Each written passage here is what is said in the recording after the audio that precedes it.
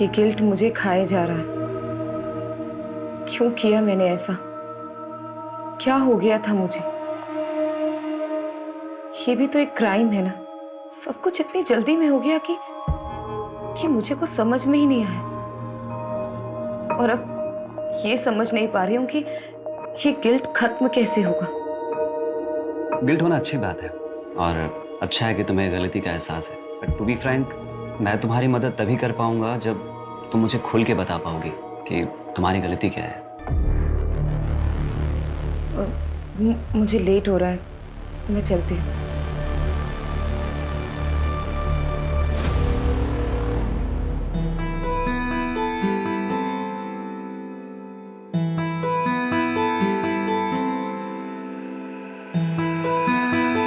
Section में doctor Prabha के पास जा रही हूँ। मम्मी की रिपोर्ट्स दिखाने हैं, सेकेंड ओपिनियन ले रही हूँ। अबे तो काजल, मैं चलता हूँ ना साथ में। नहीं नहीं, मैं चली जाऊंगी।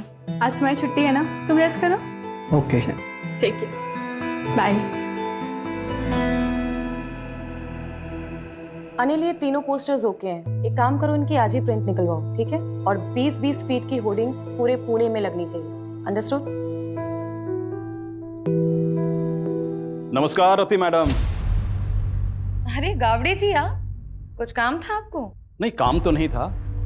योगेश हमारे छोटे भाई की तरह था, तो मैं सोचा कि खुद आकर के आपको प्यार से समझाऊं। तो एक कॉल ही कर लेते ना। इस उम्र में इतनी तकलीफ क्यों दे रहे हैं खुद को? आप अकेली औरत मैडम, कैसे करोगी ये सब? धूप में घूम घूम कर मुरझा जाइएगा। अरे आपके त्वचा देखकर लगता है कि आपको पार्लर जाना चाहिए, स्पा कराना चाहिए। क्या ये सब इलेक्शन और वोट के चक्कर में आप पड़े? आप एक अकेली औरत से डर रहे हैं क्या? अरे डरे नहीं मैडम जी, हम चाहते हैं कि आप हमारे पार्टी ज्वाइन कर लें। पैसे वैसे की कभी कोई कमी नहीं होने दी, बस कभी कभार खुश कर दीजिएगा। दोबारा अगर यहाँ दिखे ना तो पुलिस में कंप्लेंट कर दूंगी तुम्हें। Get out!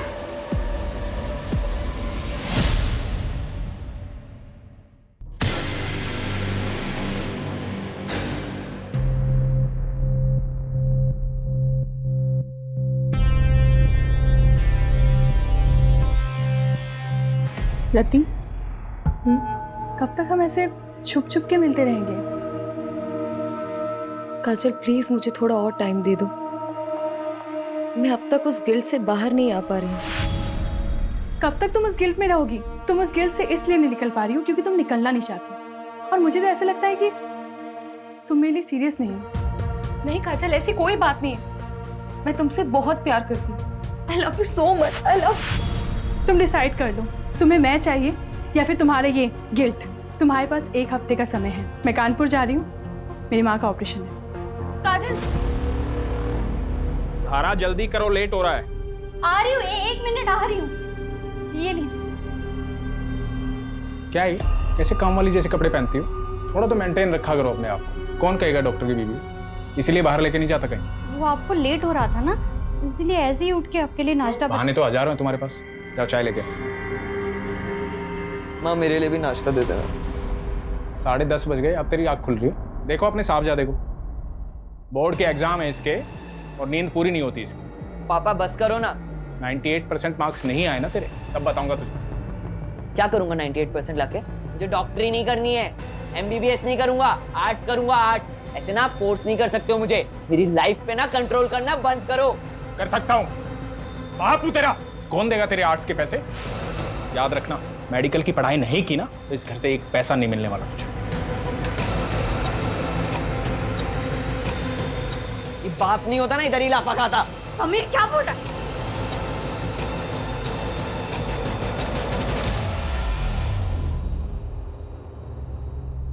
माता जी, ये दवाई मैंने लिखी है और ये हमारे कैंप की तरफ से फ्री है। जुग जुग जियो बेटा, तुम बहुत ही अच्छा काम कर रहे हो। भगवान तुम्हारी सारी मनोकामना पूरी करे।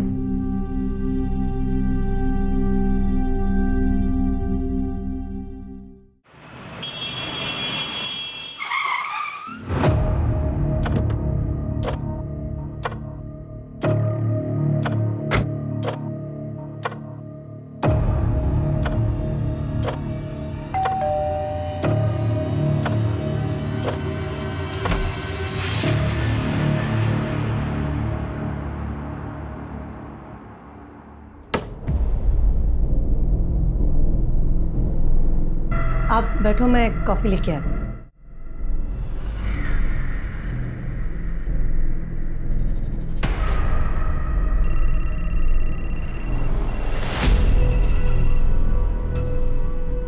रवि, वो मैंने आपसे जो 2 लाख रुपए मांगे थे ना बैंक से निकालने के लिए, वो प्लीज लेके आना। यार फालतू चीजों के लिए पैसे नहीं है मेरे पास, पहले भी कई बार बोल चुका हूँ मैं। रवि, आप अच्छे से जानते हो मैं पैसे वेस्ट नहीं करूंगी, मुझे जरूरत है इसीलिए मांग रही हूँ। बाद में बात करता हूँ,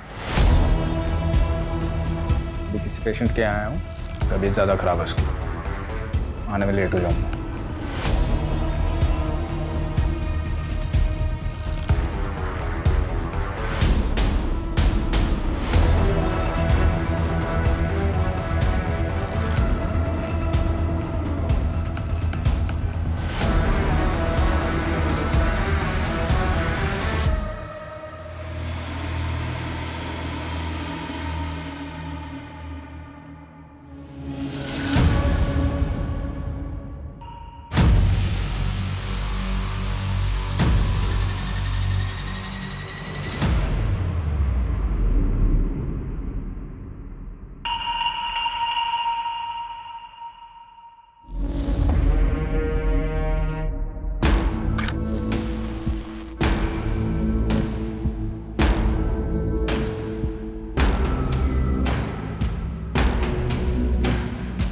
अरे वाह, महंगी वाली, क्या बात है।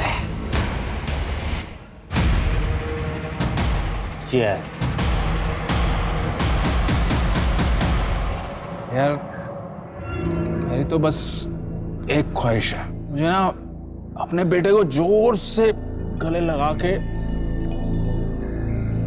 आई लव यू बोलना है। अरे रवि बाबू, आपके दुख की दवा तो आसान है। आप ना अपने बाप वाली ईगो ना साइड में रख के अपने बेटे को जोर से गले लगा के आई लव यू बोल दो। बिल्कुल। पर मेरे दुख की दवा नहीं है बाबू, 28 का हो चला हूँ पर कोई मिलती ही नहीं है। अरे ऐसा लुक्के के जैसा घूमेगा तो तेरे को कभी कोई नहीं मिलेगी। बाबू, आप तो लुक्के नहीं हो ना, तो आपके आगे पीछे क्यों नहीं घूमती 4-5 लैला है? मुझे लुक्का बोल रहे हैं। बाबू, मैं क्या बोल रहा था कि क्या कर दिया ये? हाँ, समझता नहीं तेरे को? हाथ कैसे लगाया मेरे को तूने? अरे लड़की खड़ी है, शर्म नहीं आती तुम लोगों को? हाँ?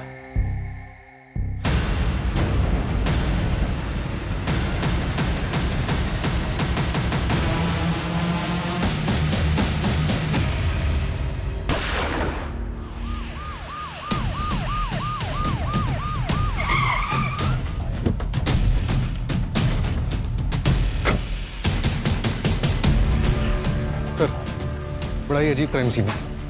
देखिए, गन पॉइंट देख के लग रहा है कि इसने इसको और इसने इसको शूट किया है।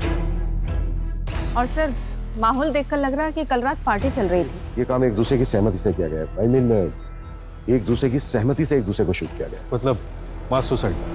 सर, ये 2 आईडीज मिली। इसका नाम प्रदीप शर्मा है और ये डॉक्टर रवि का है। डॉक्टर रवि यादव हॉस्पिटल का मालिक, तुम जानते हो इसे? हाँ, काफी फेमस डॉक्टर है। और ये तीसरा कौन है? सर, इसके पास से कोई आईडी नहीं मिली।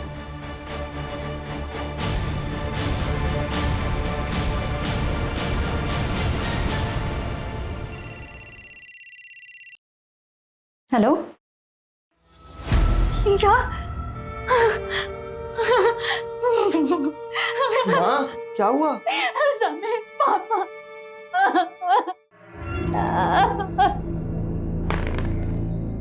क्या बात है।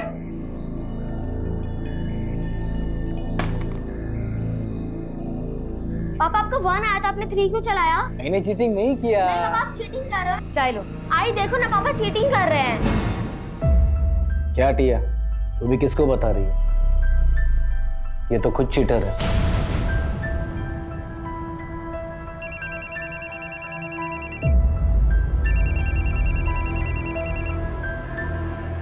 हेलो, हाँ मैं जानती हूँ प्रदीप को। क्या हुआ?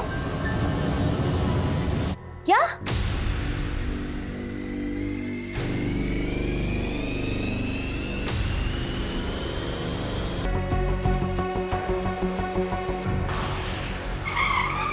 प्रदीप ने लास्ट कॉल जिस नंबर पे किया था वो नंबर आपका है मिसेज लता तांबरे। कैसे जानती थी आप प्रदीप? सर मैं अच्छी तरह जानता हूँ उसे। हमारी बेटी को पढ़ाने आता था। पढ़ाता क्या था? एक नंबर का ठरकी था। अच्छा हुआ मर गया। बिल्कुल सही। टिया, आज के लिए इतना काफी है, बाकी कल कर लेंगे। ठीक है सर। मुझे कुछ काम से बाहर जाना। किस सर? मेरे बेटी को हाथ कैसे लगाया तूने? मेरे बेटी को हाथ लगाया कैसे तूने? विनय, मैं तो सिर्फ पढ़ा रहा था। मैंने मेरी आंखों से देखा तू क्या कर रहा था। निकल मेरे घर से, निकल जा मेरे घर से। विनय, मेरे बेटी के आसपास भी दिखाई दिया ना तो जान से मार दूंगा तुझे मैं। ये टिया के साथ यहाँ गंदी गंदी हरकतें कर रहा है और तू यहाँ पे बैठ के मोबाइल पे गेम खेल रहा है। अंदर जा। मोबाइल पे बैठे बैठे खेलती रहती है वो। क्या बकवास कर रहे हो तुम? अच्छा मैं बकवास कर रहा हूँ और तुम जो कर रहे हो बहुत अच्छा कर रही हो तुम।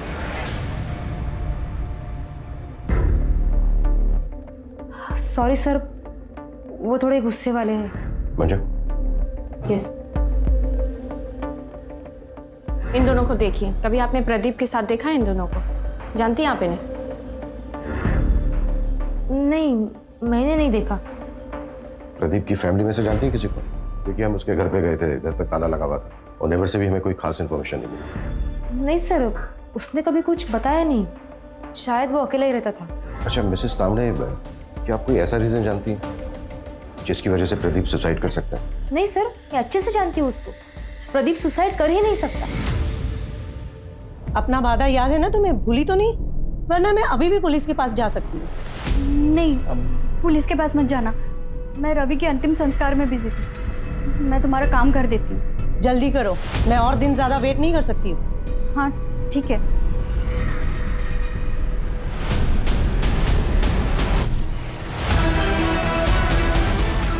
क्या इसको जानते हैं? नहीं sir. Doctor, I am really worried for Rati. उसके पीए को भी कॉल किया था पर उसे भी नहीं पता वो कहाँ है। कुछ दिन की छुट्टी बोल करके गई थी। हाँ, आज रति का सेशन था पर वो आई नहीं। टू बी ऑनेस्ट, मैं खुद भी उसके लिए थोड़ा वरीड हूँ, स्पेशली लास्ट सेशन के बाद। मुझे पता था कि यही होगा। आप कितना भी भाग लो लेकिन आपके कर्म आपको ढूंढ ही लेते हैं। इसलिए मेरे साथ ये सब हो रहा है। काजल भी मुझे छोड़कर चली गई। कुछ बचा ही नहीं मेरी जिंदगी में, कुछ भी नहीं। मैंने उसे बहुत समझाया था लेकिन वो मेरी बात समझने के लिए तैयार ही नहीं थी। अगर आपसे वो कांटेक्ट करती है ना तो आप प्लीज मुझे कॉल करके बता दीजिएगा। ओके।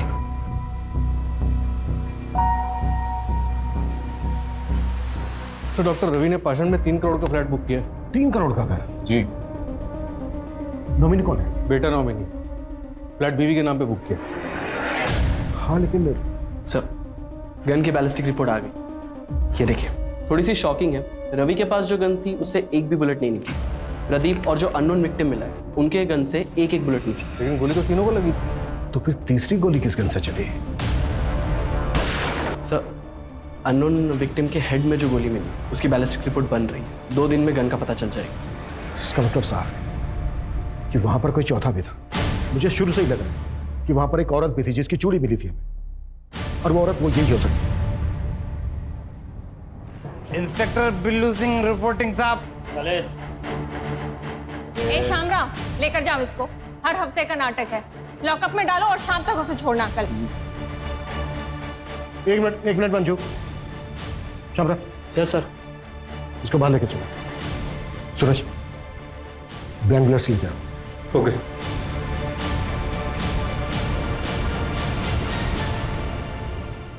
चल पकड़। गन? निशाना लगा उसमें। घबरा मत, निशाना लगा। शाबाश। हाँ, लगा निशाना।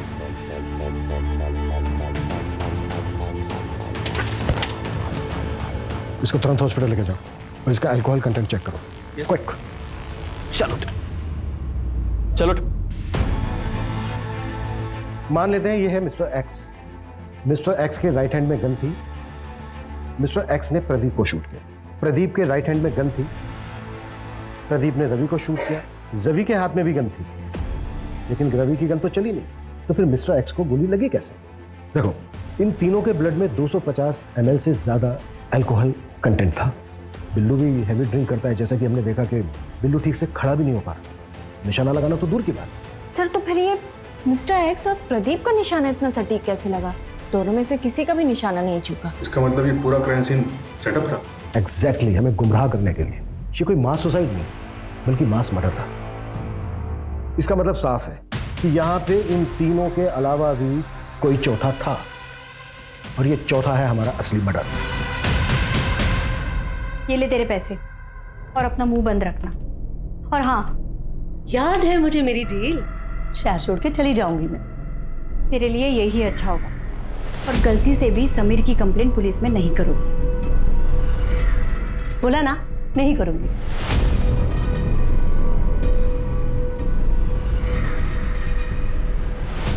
सर, मैंने डॉक्टर रवि की वाइफ धारा के कॉल रिकॉर्ड चेक किया। उसमें एक नंबर मिला है जो जया कामली के नाम पर रजिस्टर्ड। ये उसका दूसरा नंबर है। और सर, अजीब बात तो ये है, धारा और जया की बात डॉक्टर रवि के मरने के एक दिन बाद से शुरू हुई। तो कहीं वो चौथी लड़की ये धारा या फिर जया तो नहीं है?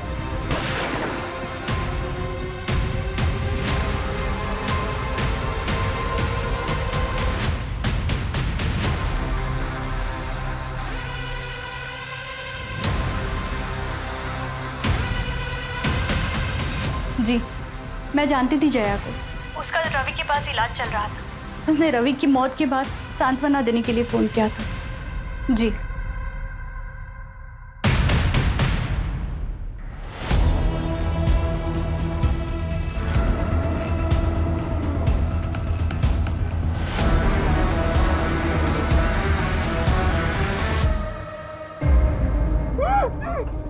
मेरे पापा से वापस मिलने की कोशिश की ना तो जान से मार दूंगा।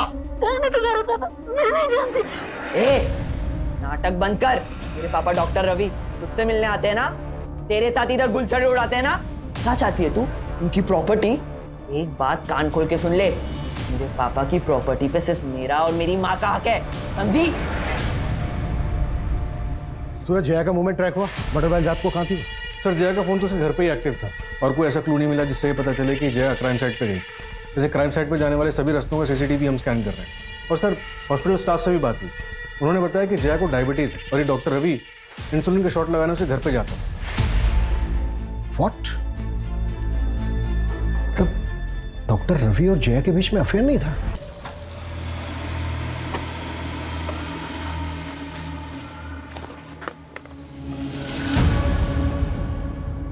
ये आपका गन, और भाऊ ये आपका गन। और अक्षय भाऊ, ये खास आपके लिए। अरे अक्षय भाऊ, ये क्या कर रहे हो आप? अरे यार, बस ट्राई कर रहा था, सॉरी। इसमें गोली तो मैं तो ऊपर पहुंच जाता। गोली लाया? गोली दे। हाँ।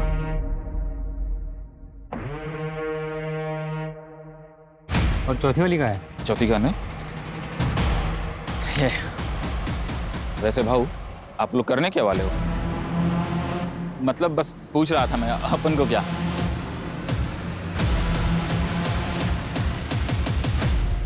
आलू? हाँ साहब, 3 लोग थे, 4 गन लेके गए और उनके पूरे सीट पे आलू भरे थे। ये जो तीसरा आदमी था, इसका क्या नाम बताया तुमने? अक्षय नाम है उसका, यही कोरेगांव पार्क में ही रहता है। मेरा एक दोस्त है जो उसका पड़ोसी है, तो उसी ने डील कराई थी।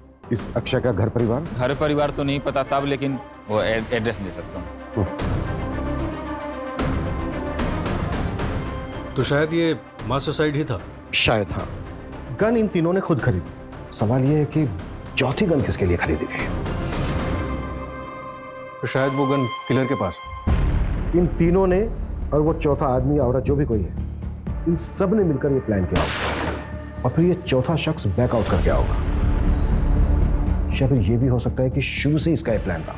सवाल ये है कि ये चौथा शख्स कौन है, और उस चौथे शख्स का इन तीनों के साथ क्या कनेक्शन है? सबसे पहले हम इस कनेक्शन को ढूंढना। और सर, वो आलू जो शाहिद ने बताया था, इतने सारे आलू से तो समझ में नहीं आ रहा है। मैं तो बेहोश था हॉस्पिटल में, कल ही डिस्चार्ज हुआ हूं। मुझे तो पता ही नहीं था कि अक्षय इस दुनिया में नहीं। इस महीने मेरा ऑपरेशन है। 10,000 कम पड़ रहे थे, वो इसी जुगाड़ में लगा था। उसने जिंदगी में अपने लिए कुछ नहीं किया, मेरे पीछे ही परेशान रहता था। वो कभी आत्महत्या नहीं करेगा। देखिए चंदन जी, ये तो हम नहीं कह सकते, पर क्या आपकी जानकारी में कोई ऐसा है जो अक्षय को जान से मार सकता है? कोई ऐसा क्यों करेगा? सीधा साधा था मेरा बेटा, न नशा, न लड़की, न कोई और ऐसी, सिर्फ मेहनत करना जानता था। चंदन जी, ये दो लोग हैं जिनकी बॉडी हमें आपके बेटे अक्षय की बॉडी के साथ मिली थी। आप जानते हैं इन्हें? नहीं, मैंने इनको नहीं कभी देखा। ठीक है चंदन जी, अभी आप अपने घर जा सकते हैं। मंजू, गायकवाड़ को बोलो कि वो इनको इनके घर तक छोड़ दें।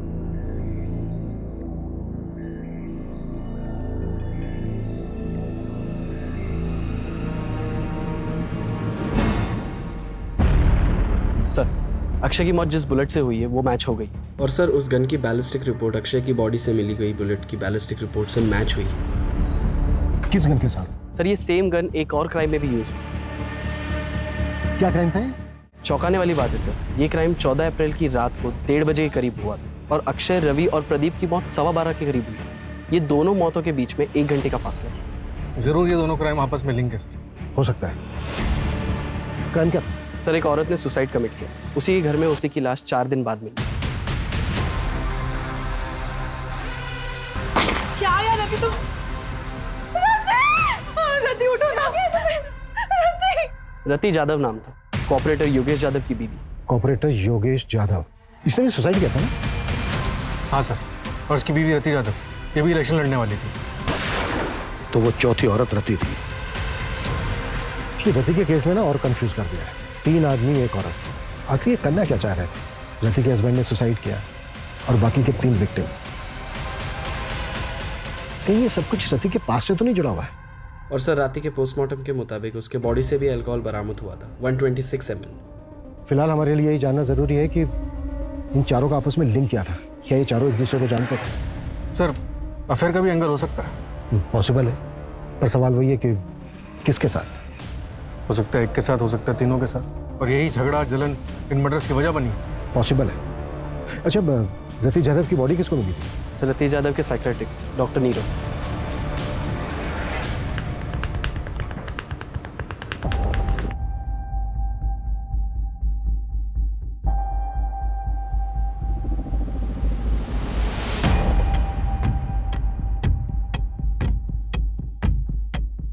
हेलो सर, रियली सॉरी, आप लोग काफी टाइम से वेट कर रहे हैं क्या? नहीं, इट्स ओके। एक्चुअली हमें आपसे रति यादव के बारे में बात करनी थी। आप रति के डॉक्टर थे ना? जी। दरअसल हमें ये जानना था कि क्या रति किसी बात को लेकर परेशान थी? जी, एक्चुअली रति गिल्ट में थी। ये समझ नहीं पा रही हूँ कि ये गिल्ट खत्म कैसे होगा। गिल्ट? किस बात का गिल्ट था रति को? कुछ साल पहले उसके हस्बैंड योगेश की डेथ हो गई थी और रति उसके लिए खुद को जिम्मेदार मानते थे। रति, आई एम हो। ये तुम दोनों? ये सब क्या हो रहा था? योगेश, योगेश मेरी बात सुनो। क्या बात सुनो? तुम्हें शर्म नहीं? मेरा नाम, मेरी इज्जत सब मिट्टी में मिल जाएगा। इलेक्शन कैंपेन स्टार्ट होने वाला है। तुम टेंशन मत लो, मैं और काजल कहीं दूर चले जाएंगे। मुझे छोड़कर सबको पता चल जाएगा। मेरा नाम, मेरा करियर, मेरी इज्जत सब बर्बाद हो जाएगा। योगेश मेरी बात सब सुनो। बर्बाद हो जाएगा। योगेश, योगेश, योगेश, योगेश, योगेश,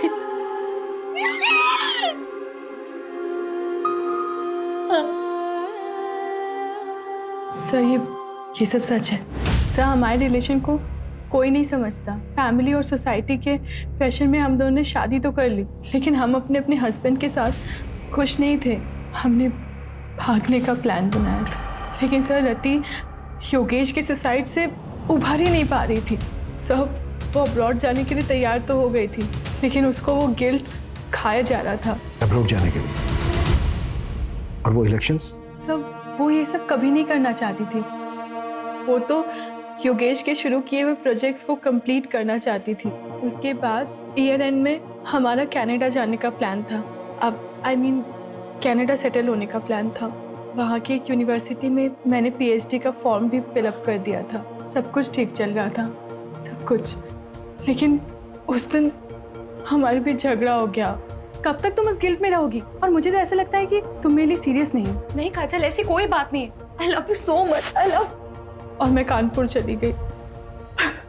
सब मेरी गलती है सर। ठीक है।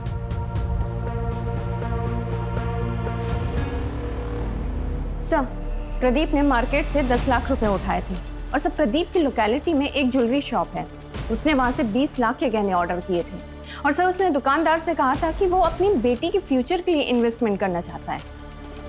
कहाँ है उसकी बेटी? सर मैंने पता किया है, 13 साल पहले प्रदीप को एक बेटी पैदा हुई थी, लेकिन सर बच्चे को जन्म देते समय उसकी वाइफ की मौत हो गई थी और सर उस नर्सिंग होम के रिकॉर्ड्स पता करते हुए हमें एक जाना पहचाना नाम मिला है जिसने उस वक्त उसी नर्सिंग होम में एक मरे हुए बच्चे को जन्म दिया था। कौन?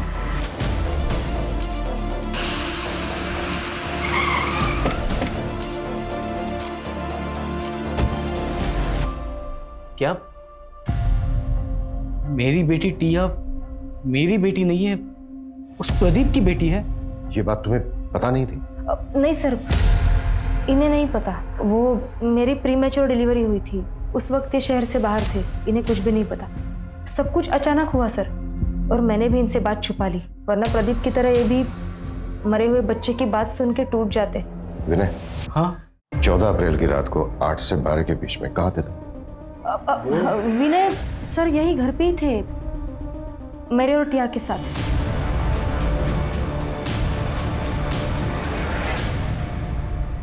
सर, रति के बैंक रिकॉर्ड्स चेक करके पता चला है कि कनाडा की एक यूनिवर्सिटी में उसे 30 लाख रुपए की फीस भरी और अगले महीने उसे 70 लाख रुपए और भरने थे। प्रदीप ने 20 लाख रुपए के गहने ऑर्डर किए थे और डॉक्टर रवि ने 3 करोड़ का फ्लैट बुक किया। ये लोग इतने बड़े इन्वेस्टमेंट कर रहे थे, जबकि इनके अकाउंट में पेमेंट करने के लिए पैसे नहीं थे। ये भी तो हो सकता है कि पैसा कहीं से आने वाला हो इनके पास, और ये बात पहले से किसी को पता? सर, रवि को मारने के लिए धारा, जया और समीर सबके पास मोटिव था। और तो और सर, प्रदीप को मारने के लिए विनय के पास भी मोटिव था। और रति पॉलिटिकल फिगर थी, हो सकता है उसको कोई दुश्मन बन गया। थप्पड़ बहुत महंगा पड़ेगा मैडम जी। तुम्हारी यूनिवर्सिटी की फीस है 1 करोड़ रुपए, सतीश 30 लाख रुपए भर चुकी थी, राइट? जी। बाकी के बचते हैं 70 लाख रुपए, लेकिन रति के बैंक अकाउंट में 70 लाख रुपए थे नहीं, तो फिर वो बाकी के पैसे कहां से भरने वाले थे? सब नहीं काजल, लोन लेने की जरूरत नहीं है, मुझे पैसे डबल करने की एक अच्छी स्कीम मिल गई है जिससे हम अपनी फीस भी भर सकते हैं। जितनी बड़ी रकम उतना बड़ा इनाम। ऐसी कौन सी स्कीम है? तुम ऐसे चक्रों में क्यों पड़ रही हो? काजल ऐसा कुछ भी नहीं है, मैंने सब क्रॉस चेक किया है, सब जेन्युइन है, डोंट वरी। तुम ट्रस्ट करती हो ना मुझ पे? पैसे दुगने करने वाली स्कीम? एक मिनट, तुम इसके बारे में और क्या क्या जानती हो? रति ने मुझे बस इतना ही बताया था। बेटा मैंने मम्मी को मैसेज कर दिया है, अब मम्मी से ले लो पैसे।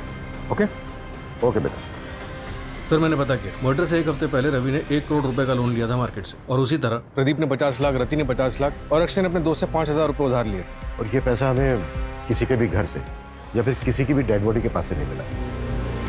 तो इसका मतलब सर वो? इसका मतलब साफ है, हम चौथे आदमी को ढूंढ रहे थे, लेकिन बाजी किसी 5वें आदमी ने मारी, और इस खेल का मास्टरमाइंड वो 5वां ही आदमी है। हाँ मंजू। सर, आपने मुझे जैसा बोला था एक बार क्राइम सीन चेक करने के लिए, आप क्राइम साइट पे फौरन आ जाइए, हमें यहाँ कुछ मिला है।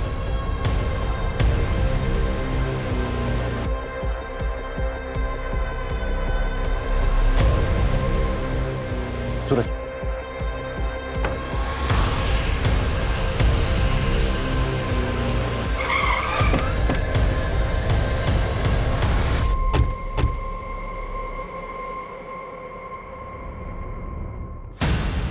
सर, ये देखिए क्या मिला।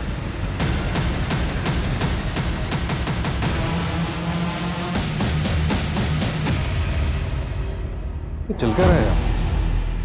जमीन के अंदर मटकों में आलू। गन सेलर शाहिद ने उन तीनों को गन बेचते वक्त उनकी कार में बहुत सारे आलू देखे थे। Right sir. 4 डेड बॉडीज, इतने सारे सस्पेक्ट्स, पैसा दुगना करने की स्कीम। मुझे पैसे डबल करने की एक अच्छी स्कीम मिल गई है। मास सुसाइड करने का नाटक। और ये जमीन के अंदर इतने सारे मटकों में दबे हुए आलू। सूरज, हमें उस 5 आदमी को जल्द से जल्द ढूंढना होगा। लेकिन फिर वही सवाल कि वो 5 आदमी है कौन और कहां है? सर जैसे आपने बोला था, मैंने वो लाइन जितनी बड़ी रकम उतना बड़ा इनाम, उसके बारे में ऑनलाइन सर्च किया तो 10 साल पुराना एक केस गोरखपुर का मिला है। ये रही उसकी फाइल।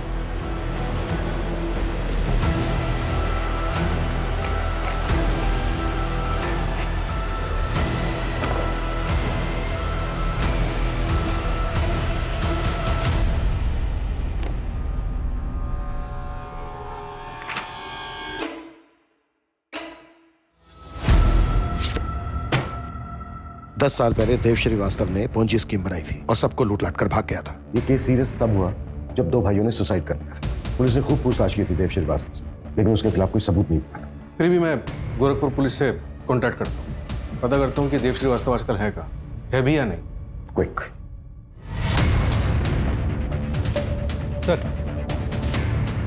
देव श्रीवास्तव 4 साल पहले मर चुका। एक और डेड एंड? नहीं सर, देव का एक बेटा है जो 2 साल पहले यहीं पुणे में शिफ्ट हुआ था। इसका हमारे किसी सस्पेक्ट के साथ कोई कनेक्शन है? हाँ सर, ये देखिए।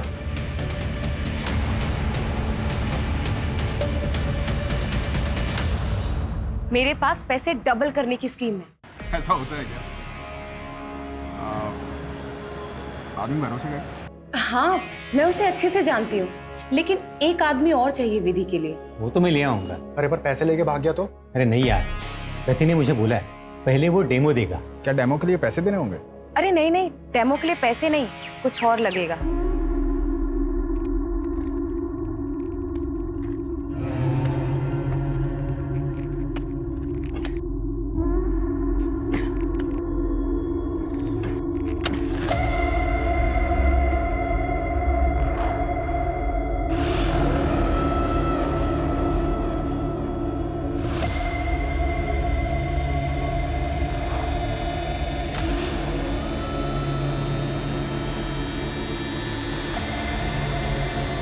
अब क्या करना है?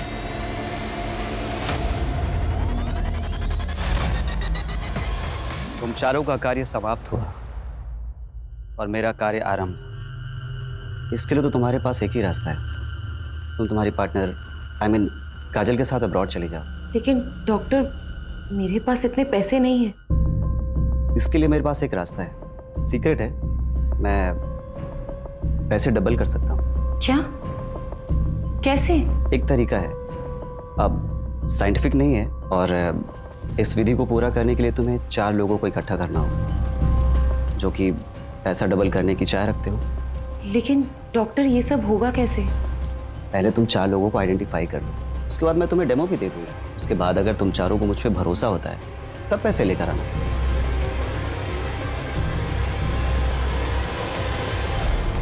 मुझे वरदान है कि मैं जरूरतमंद लोगों के पैसों को 2 गुना कर सकता हूँ।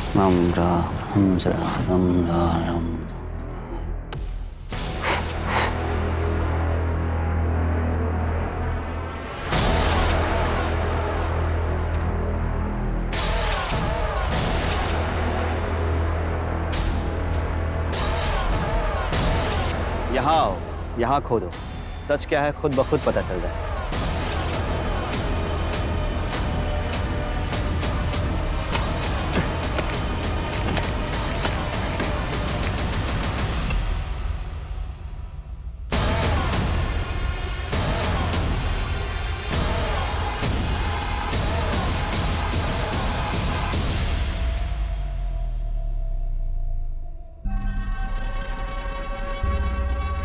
बाबा, आपने तो चमत्कार कर दिया, हम पैसे भी लाए, उन्हें भी आज 2 गुना कर दो।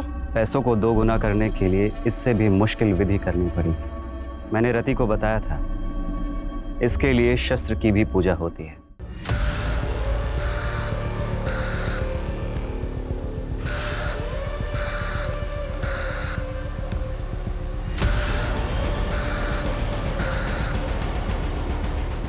अब मुझे इस कार्य को पूरा करने के लिए समय लगे और एकांत भी। उसके पहले आप लोग आपके मोबाइल फोन्स स्विच ऑफ करके इस बैग में डाल दीजिए। अब आप लोग शुभ घड़ी की प्रतीक्षा कीजिए।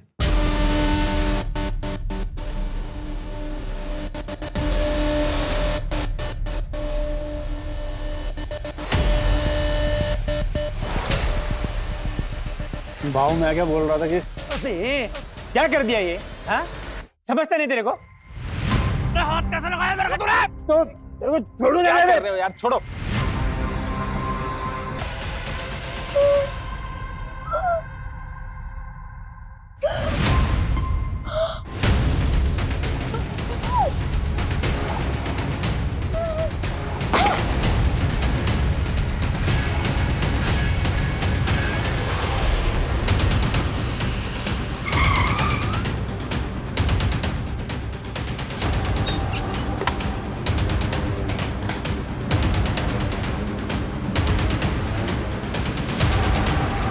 सूरज, पूरे शहर में मुझे नाकाबंदी चाहिए। हर जगह पर नीरव की फोटो खिंचवाओ, खास करके शहर के बॉर्डर। क्विक।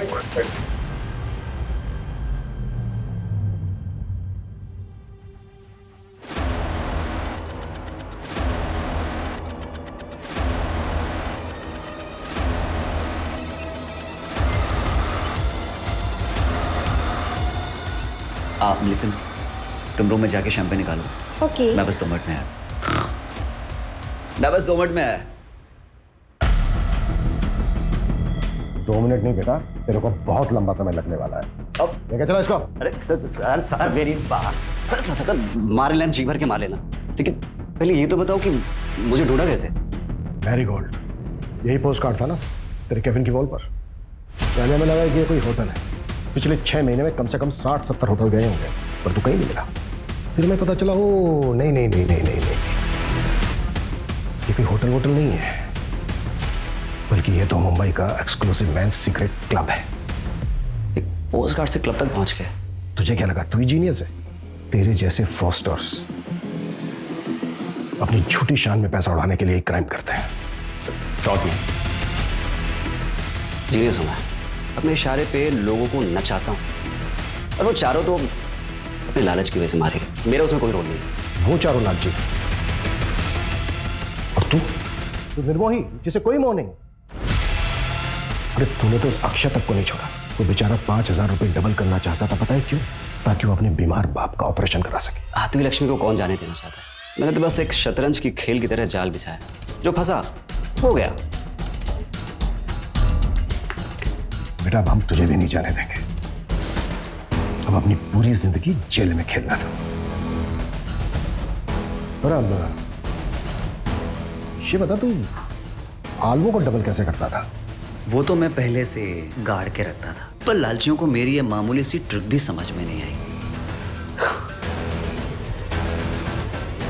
नीरव को कोर्ट ने आईपीसी की धारा 302 एंटी सुपरस्टिशन और ब्लैक मैजिक के तहत दोषी पाया और 14 साल की सजा सुनाई। लालच एक ऐसी बला है जिसमें आदमी सब कुछ भूल जाता है, अपनी सुध बुध कमा बैठता है। तीनों पढ़े लिखे लोग अच्छी सोसाइटी से थे, चाहते तो मेहनत करके खूब पैसा कमा सकते थे, पर नहीं, सब कुछ भूल भाल कर जल्दी जल्दी पैसा कमाने के चक्कर में अंधविश्वास में फंस गए और अपनी जान गंवा बैठे। फिर मुलाकात होती है एक और केस के साथ। जय हिंद।